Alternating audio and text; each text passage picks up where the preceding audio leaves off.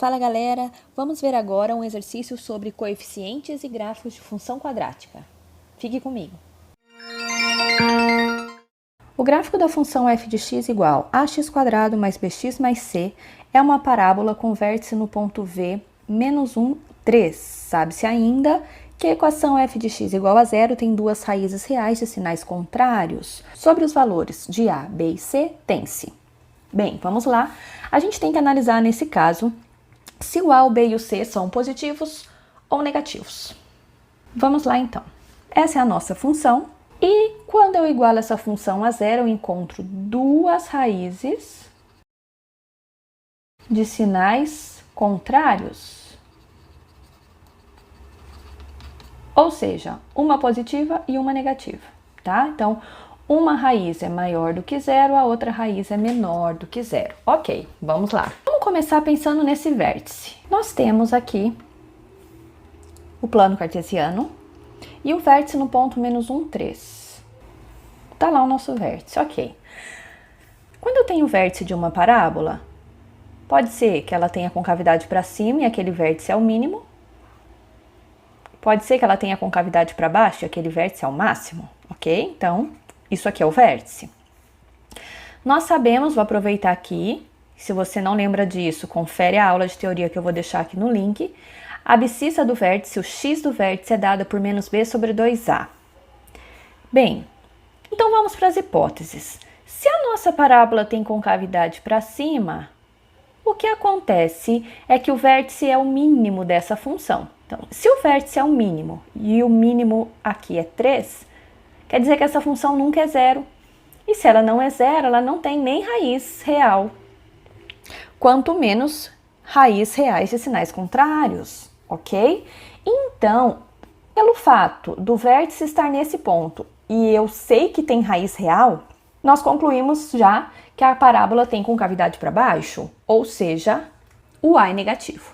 Então, já sabemos a menor do que zero. Se você quiser eliminar a alternativa, já dá para eliminar duas onde o a está positivo, mas ainda temos que saber o b e o c. Vamos pensar aqui, então tá, o gráfico tem concavidade para baixo.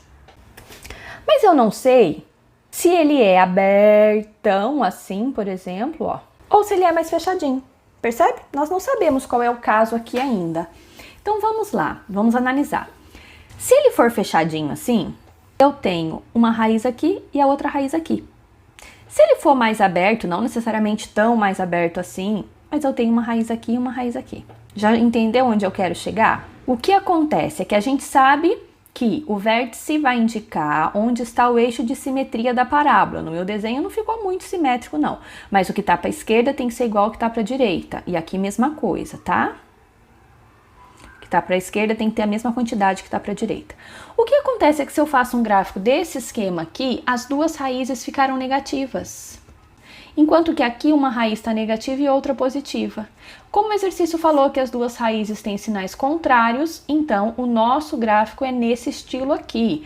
Não necessariamente vai passar por aqui perto do 3, nós não sabemos, mas sabemos que ele vai cortar o eixo x do lado esquerdo do eixo y e também do lado direito. Ok? Olha que legal. Nesse caso aqui, ó, que a gente já viu que não é, o gráfico vai cortar o eixo y abaixo do eixo x, ou seja, vai cortar o eixo y num valor negativo. Enquanto que aqui vai cortar o eixo y num valor positivo. Pode até estar mais aqui para baixo, ó, né? Não necessariamente ali pertinho do 3, eu não sei, mas vai ser um valor positivo, porque ele tem que passar para cá, ó, e cortar o eixo x do lado direito, na parte positiva. Então, o que nós ganhamos aqui é que o c da nossa função é positivo. Percebe? Já temos que o a é negativo, que o c é positivo. Você ainda tem que saber o sinal do b. Se você procurar alguns vídeos aí na internet, muita gente dá alguns macetes para saber o sinal do b. E usa um conceito do cálculo para isso. Mas aqui eu vou usar um raciocínio que eu gosto, porque é algo que para o ensino médio você tem que saber. Você tem que saber que o x vértice é menos b sobre 2a.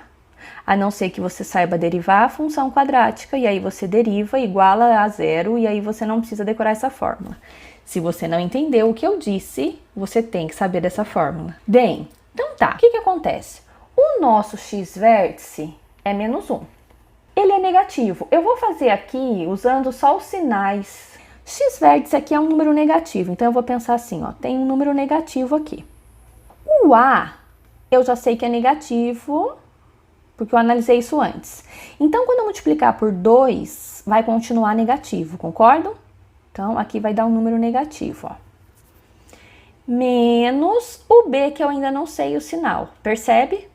Só que aqui eu vou precisar apenas de regrinhas de sinal de multiplicação, lembrando, se você multiplica sinais iguais, né, que a gente fala, fica positivo. Se você multiplica números com sinais diferentes, né, um positivo e um negativo, tanto faz a ordem, o produto fica negativo. Então, olha só. Ou, importante, se você multiplica ou se você divide, tá? Então, olha aqui o que eu tenho. Por exemplo, se eu olhar aqui, ó, esse negativo eu vou deixar aqui. E eu vou mexer aqui primeiro, ó.